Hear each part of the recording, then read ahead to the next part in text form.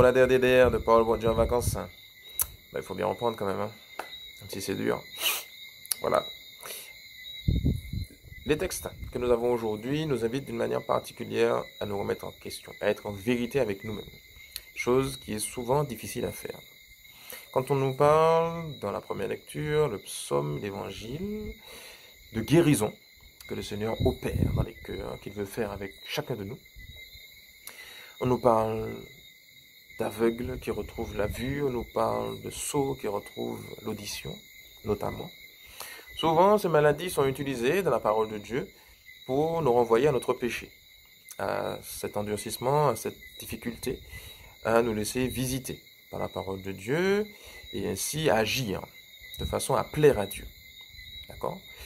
Donc, si de fait le péché est cette offense à Dieu, souvent caractérisée par une action que l'on fait contre Dieu, contre le prochain, contre nous-mêmes, et aussi contre la création, il ne faut pas l'oublier, ou une inaction aussi, parce que quand je n'agis pas pour la charité, c'est un péché aussi, la fameuse omission.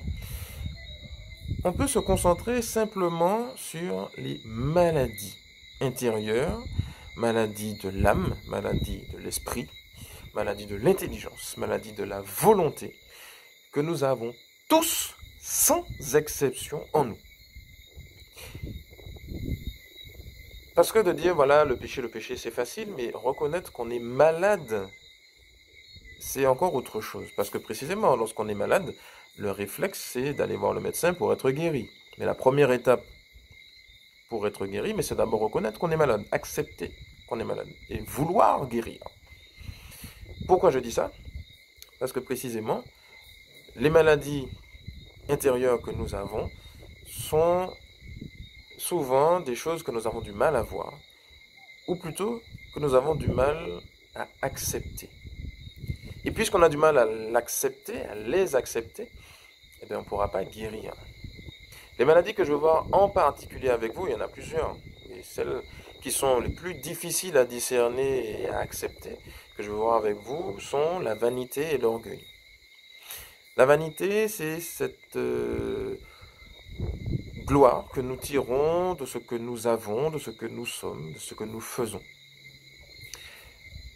À s'en faire les maîtres, à croire que nous sommes à l'origine de tout ce que nous sommes, de ce que nous faisons, de ce que nous avons.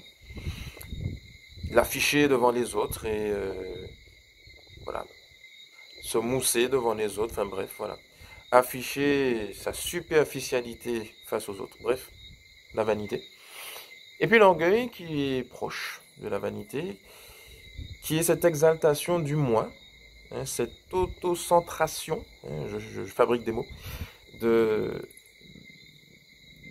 voilà, sur nous-mêmes, sur notre je n'accepte pas que tu me dises n'importe quoi, je veux toujours avoir le dernier mot, ce sont mes projets qui doivent s'imposer, bref, le je, au début, pendant et après, dans tout ce qu'on fait. Et ce qui est très vicieux avec ces maladies, c'est que elles transforment notre rapport à la réalité, à la vérité. Si bien que du coup, quand quelqu'un vient me dire quelque chose qui peut être une parole objective, donc qui n'est pas centrée du coup sur moi-même, j'aurais du mal à l'accepter si je suis orgueilleux parce que précisément ma réalité est différente. Donc comme dans ma réalité, ce que tu me dis là, c'est pas vrai, du coup, tu es disqualifié, c'est fini. Il n'y a pas moyen. Et c'est là où c'est très subtil et très dangereux, justement. Et c'est pour ça, précisément, que nous avons besoin de médecins. Nous avons besoin de Jésus, précisément, qui veut guérir nos cœurs. Et c'est là aussi où il nous faut apprendre à être en vérité avec nous-mêmes. Parce que reconnaître qu'effectivement, il est possible que nous soyons vaniteux, il est possible que nous soyons orgueilleux à tel niveau, notre relation à Dieu, notre relation aux autres, notre relation avec nous-mêmes, c'est de là que vient la guérison, c'est de là que tout part. Si je n'accepte pas de me dire que peut-être à tel niveau, il y a quelque chose à corriger, c'est déjà foutu d'avance. C'est pour ça que je disais qu'il faut vachement être en vérité avec les textes que nous avons à méditer aujourd'hui. Parce Parce que, de fait, pour être guéri, il n'y a pas d'autre foi. Donc, chers amis, il s'agit pour nous de dire à Dieu, viens réaliser avec moi ce que tu as fait avec le sourd-muet.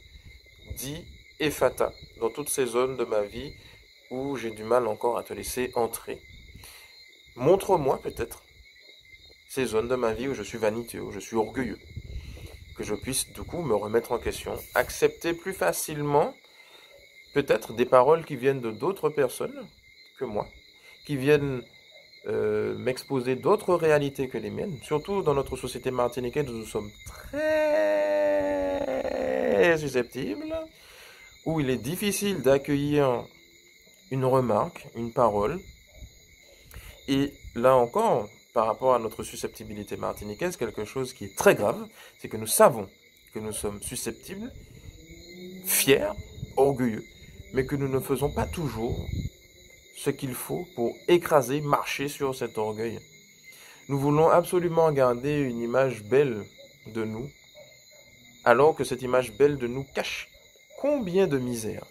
Et rappelons-nous aussi une chose importante, c'est que au cœur de la passion de notre Seigneur, lorsqu'il a été flagellé, lorsqu'il a été couronné d'épines, lorsqu'il a été recouvert de manteau de pourpre pour qu'on se moque de lui, c'est à ce moment que Pilate a dit, voici l'homme.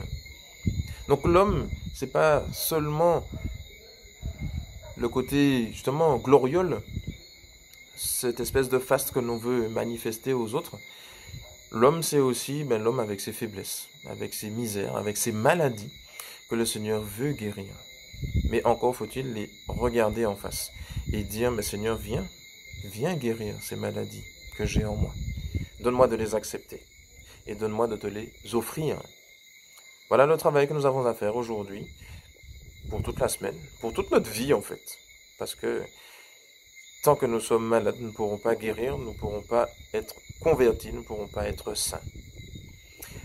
À chacun de voir ses objectifs.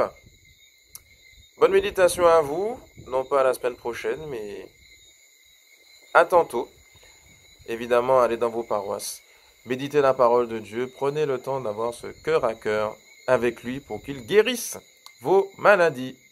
Bénédiction, à bientôt.